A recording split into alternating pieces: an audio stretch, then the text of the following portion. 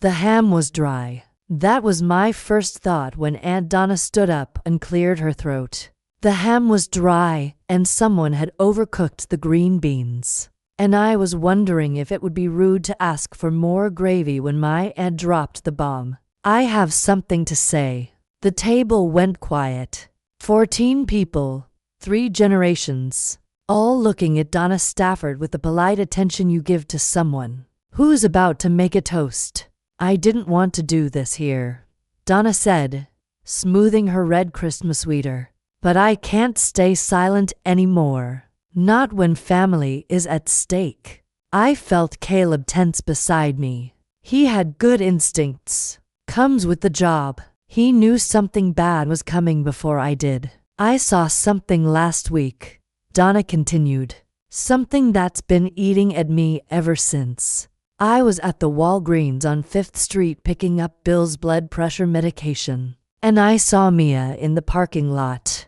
My stomach dropped. She was in her car, and there was a man leaning into her window. I thought maybe she was asking for directions, but then he handed her something, a little orange bottle, and she handed him cash. The silence changed. It went from polite attention to something colder. I confronted her about it, Donna said, right there in the parking lot.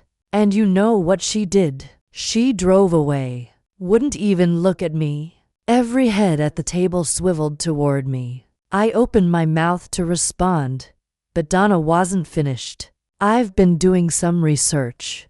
The signs of drug addiction, the mood swings, the secrecy, the weight loss. She ticked each item off on her fingers like she was presenting a case to a jury. I'm not trying to be cruel, Mia. I'm trying to help. But I think this family deserves to know what's going on before you bring your habits into our home. My mother's face had gone pale. My father was staring at his plate. My grandmother, 87 years old and sharp as a tack, was watching Donna with an expression I couldn't read. And the rest of them, cousins, aunts, uncles, all looking at me like I just confessed to something terrible. Mia, my mother's voice was barely a whisper. Is this true? No, it's not. Then explain what Donna saw. I took a breath. Beside me, Caleb shifted in his chair. I felt his hand on my knee under the table. A silent message. I can explain, I said, but I'd like to know something first. I looked directly at Donna. When you saw me in that parking lot, why didn't you come closer? Why didn't you actually talk to me instead of watching from across the lot? Donna's eyes flickered just for a second. I didn't want to embarrass you. Or maybe you didn't want to get close enough to see what was actually happening, because if you had, you would have noticed that the man wasn't a drug dealer. He was a pharmacy technician, and the orange bottle was a prescription medication for my fiancé's mother. The silence stretched. That's convenient, Donna said, but her voice had lost some of its confidence. A pharmacy technician hodos business in parking lots. He does when the customer is a D agent's family member who needs to pick up controlled substances without going inside and getting recognized. I watched the words land, watched Donna's face cycle through confusion, doubt, and the first flickers of fear. Caleb reached into his jacket. For one horrible second, I saw Donna flinch, actually flinch, like she thought he was going for a weapon. Instead, he pulled out a leather bifold and flipped it open on the table. A gold badge gleamed under the chandelier light. Drug Enforcement Administration. Special Agent Caleb Reyes, he said calmly. I've been with the D for 8 years. The medication Mia picked up was metoprolol, a beta blocker for heart rhythmia. My mother takes it twice daily. The pharmacy delivers to a secure location because I've made enough enemies in my career that I don't want anyone tracking my family through prescription records. Nobody moved. The technician's name is Marcus. Caleb continued. He's worked with us for 3 years. Fully vetted. If you'd like, I can provide his employee ID number and they's contact information so you can verify everything." Donna's mouth opened and closed. No sound came out. "I drove away when I saw you in the parking lot," I said, because Marcus told me there was a woman staring at us from across the lot, and he felt uncomfortable completing the handoff. He thought maybe someone was surveilling the exchange. Turns out it was just my aunt building a story in her head. I wasn't. Donna Shand fluttered to her throat. "I was trying to help by accusing me of being a drug addict in front of my entire family on Christmas. I thought you thought wrong. And instead of asking me privately, instead of giving me any chance to explain, you decided to stage a public intervention based on something you half saw from 50 feet away." My grandmother spoke for the first time. "Donna, is this true? You didn't speak to Mia before making this accusation." I tried. "At the parking lot, she drove past me without stopping," I said, because Marcus was worried about the suspicious woman staring at us. She never said a single word. Grandma Evelyn set down her fork. When she looked at Donna, there was ice in her eyes. "So, you saw something you didn't understand, invented a story to explain it, and then chose Christmas dinner in front of the whole family to publicly shame your niece. Based on that story, I was concerned. You were gossiping. There's a difference." The table had shifted. I could feel it. The accusatory stares had turned away from me and toward Donna. My mother was looking at her sister with a new expression, something between anger and disbelief. My father had finally lifted his head, and he looked furious. "Donna," my mother said slowly, "did you tell anyone else about this before tonight?" Donna hesitated. That hesitation told me everything. "Who did you tell?" "I may have mentioned it to a few people." "Who?" "Jana and Carol and the ladies from book club." My mother's jaw tightened. Jana was her best friend.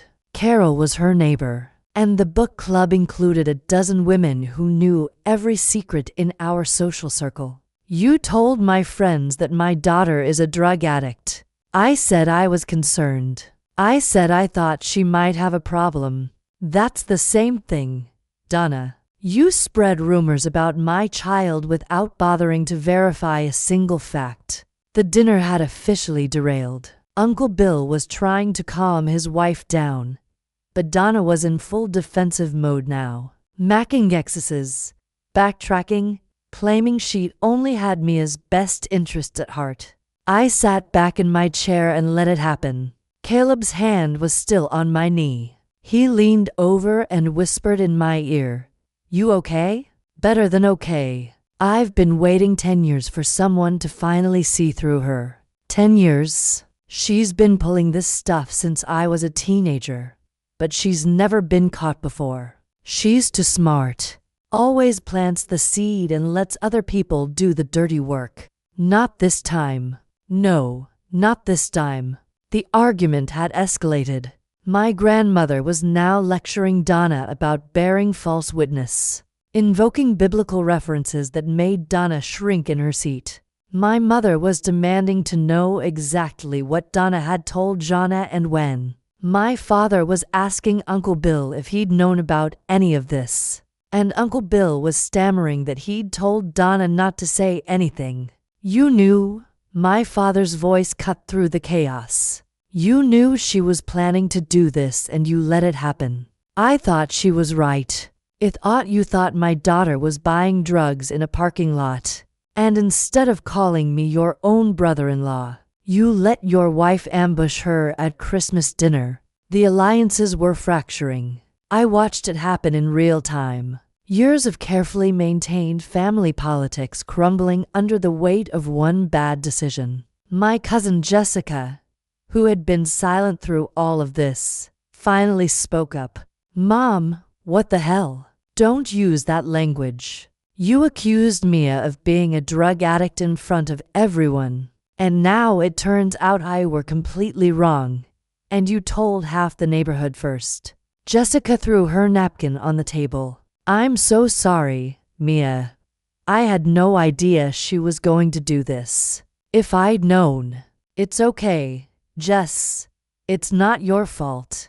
It's not okay. This is insane. The dinner devolved from there. My grandmother eventually declared that she'd lost her appetite and was going to bed. My parents started packing up to leave despite my father's protests that we shouldn't let Donna ruin the holiday. Caleb and I offered to help clean up, but my mother waved us off. Go, she said, hugging me tightly. I'm so sorry, sweetheart. I should have defended you immediately. I should have known Donna was full of it. It's okay, Mom. It happened fast. It's not okay. She made you look like a criminal in front of the whole family and I just sat there. She pulled back, her eyes wet. It won't happen again. I promise. Caleb and I drove home in silence. The streets were empty. Everyone else was inside celebrating with families who presumably weren't imploding over false accusations. That was something.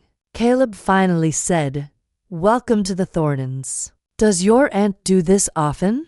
The public accusations not usually this dramatic. She's more of a whisper campaign type. Plants a rumor. Watches it spread. Acts innocent when it blows up. I stared out the window at the Christmas lights on the houses. She's been doing it to me since I was 15. Told everyone I was sleeping around.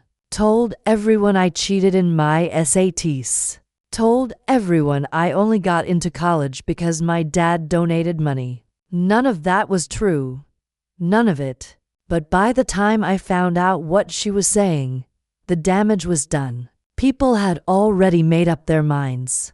Why does she target you specifically? I'd thought about this a lot over the years.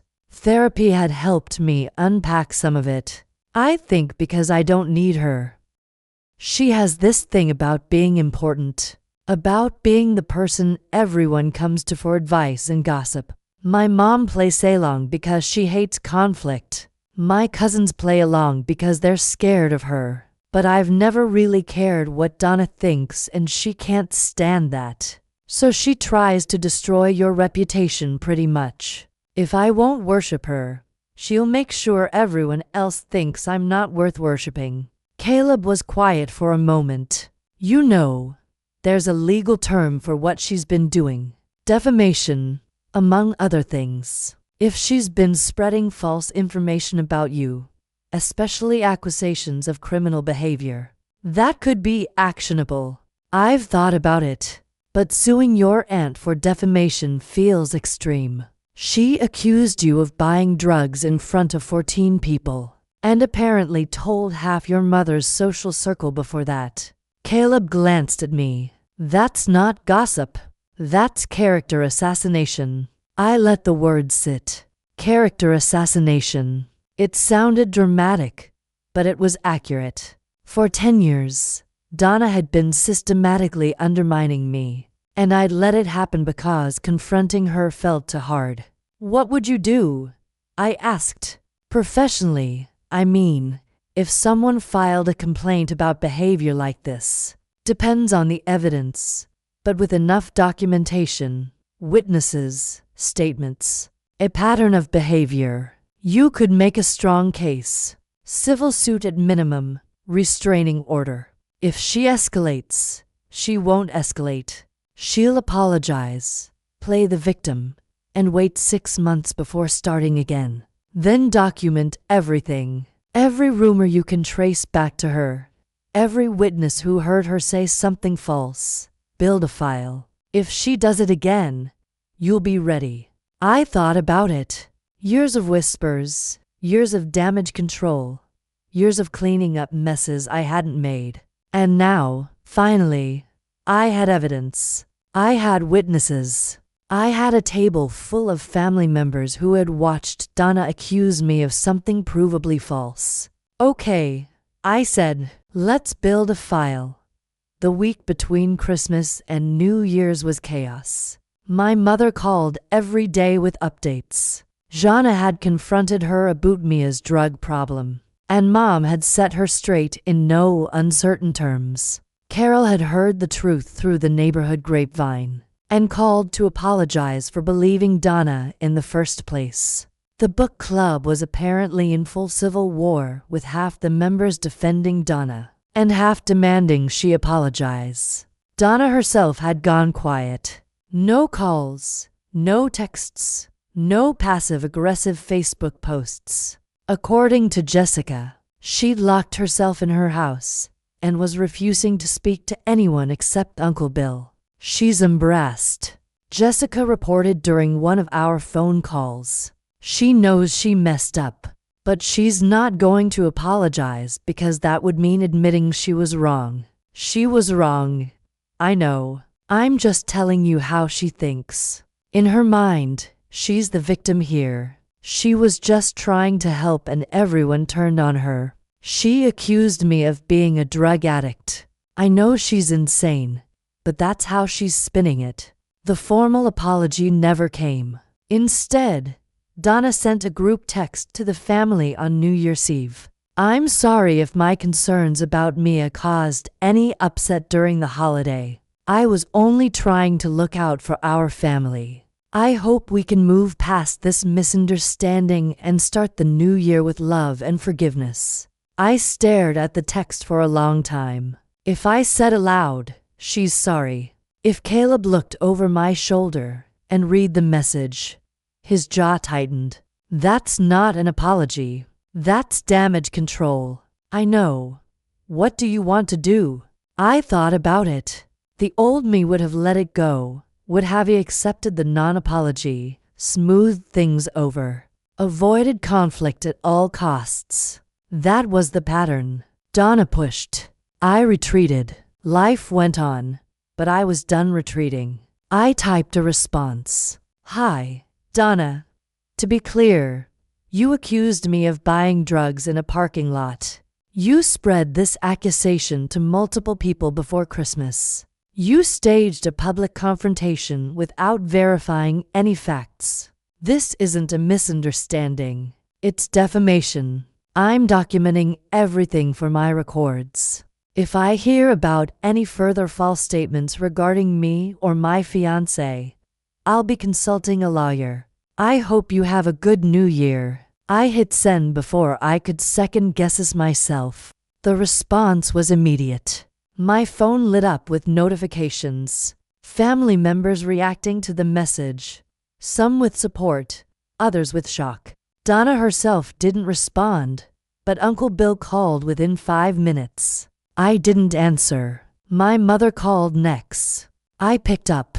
Mia, honey, did you really threaten to sue your aunt? I said I would consult a lawyer if she defames me again. That's not a threat. That's a boundary. Silence on the other end. Mom, I'm here. I'm trying to process. A long pause. You know what? Good for you. Really? She's been getting away with this garbage for too long. Maybe a little fear of consequences will finally shut her up. I smiled despite myself. Thanks, Mom. Don't thank me. I should have stood up to her years ago. This is long overdue. After we hung up, Caleb poured us both a glass of wine. We stood on our apartment balcony, watching the distant fireworks as the clock struck midnight. New Year, he said. New Year. Any resolutions? I thought about Donna, about the file we were building, the witnesses we were documenting, the pattern of behavior stretching back a decade, about the line I'd finally drawn. No more retreating, I said, from anyone, about anything. Caleb clinked his glass against mine. I'll drink to that. The fireworks explode over the city, bright and loud and beautiful. Somewhere out there, Donna was probably nursing her wounds, plotting her next move, figuring out how to spin herself as the victim of my overreaction. Let her plot. I had evidence now. I had witnesses. I had a fiancé with a badge and a mother who'd finally seen the truth. And I had something Donna would never understand. I had nothing left to lose. The truth was out. My reputation was intact. And for the first time in 10 years, my aunt was afraid of me instead of the other way around. Happy New Year indeed. 3 months later, Donna tried again. She'd been quiet after the New Year's text. Too quiet, according to Jessica. And then in March, my mother called with news. Donna's telling people you're mentally unstable, that you threatened her, that you're paranoid, that Caleb is controlling you, and that's why you're acting so aggressive. I closed my eyes. Of course, the pivot from drug addict to crazy. Who is she told? Jana heard it first. But you know Jana. She came straight to me. Apparently, Donna's been working the church crowds saying she's worried about you. The same pattern. Plant the seed. Let it spread. Play innocent. But this time, I was ready. Thanks for letting me know, Mom. I'll handle it. I called Caleb. He was at work, but he stepped out to take my call. She's escalating, I said, just like you predicted. What's she saying now? I told him. He listened without interrupting. That's textbook retaliation, he said when I finished. And if she's claiming you made threats, that could cross into false reporting territory. What do I do? We use the file. Everything we documented after Christmas, the witnesses, the timeline, the pattern. We send her a cease and desist letter.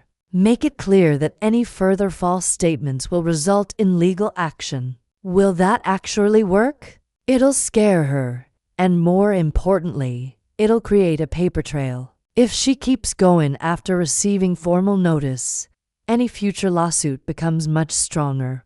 The cease and desist went out the following week. Caleb knew a lawyer through work, someone who specialized in harassment cases, and was happy to do a favor for a fellow agent. Donna received it on a Friday. By Saturday, my phone was ringing off the hook. Uncle Bill called, furious. My grandmother called, concerned. Jessica called, horrified, but secretly delighted. And finally, Donna herself called. I let it go to voicemail. Her message was tearful, frantic, full of justifications. She never meant any harm.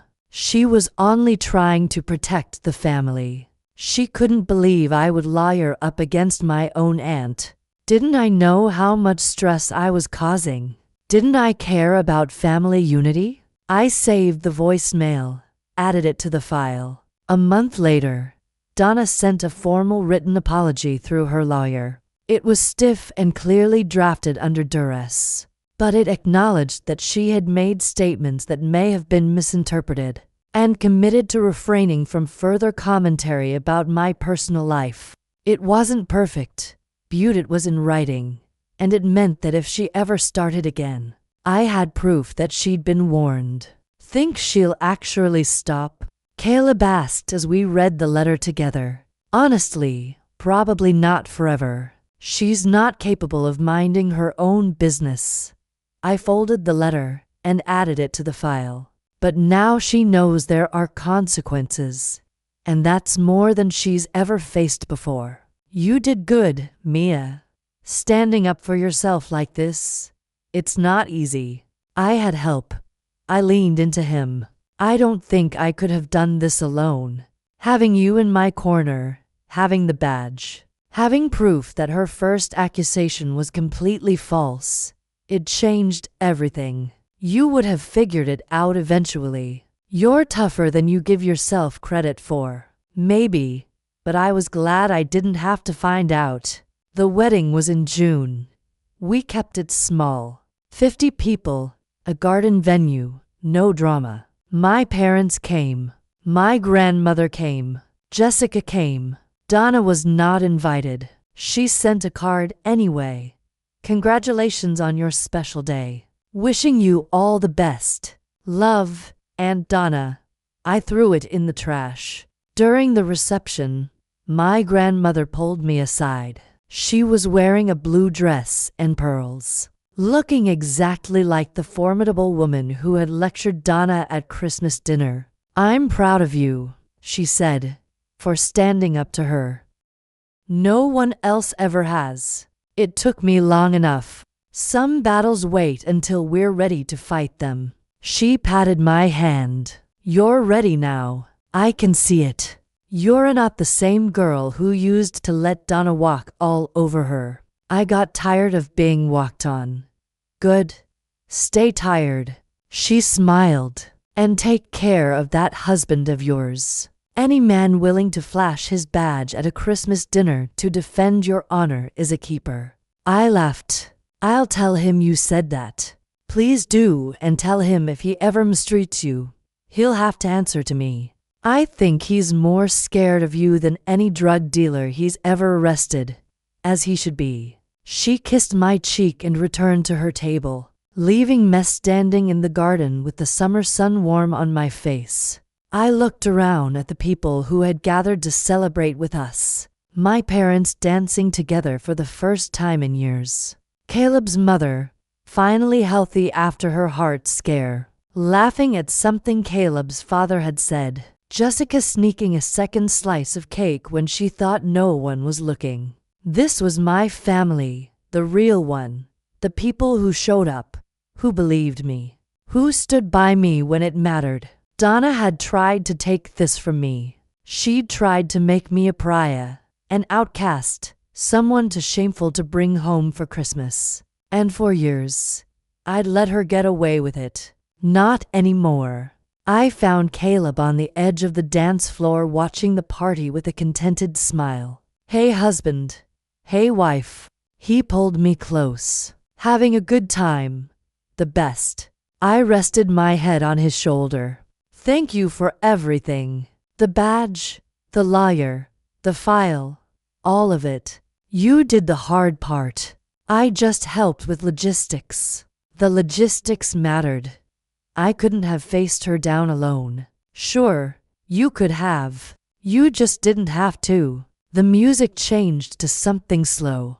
Caleb took my hand and led me onto the dance floor, and we swayed together while our families watched. Somewhere out there, Donna was sitting alone, not invited to her niece's wedding, facing the consequences of her own cruelty for the first time in her life. I hoped she was miserable, but more than that, I hoped she was learning that lies have costs, learning that the people she'd dismissed and undermined weren't as powerless as she'd thought, learning that eventually everyone's luck runs out. Mine had changed that Christmas when an accusation meant to destroy me had instead destroyed my accuser, and I was never going back to the girl who let it happen.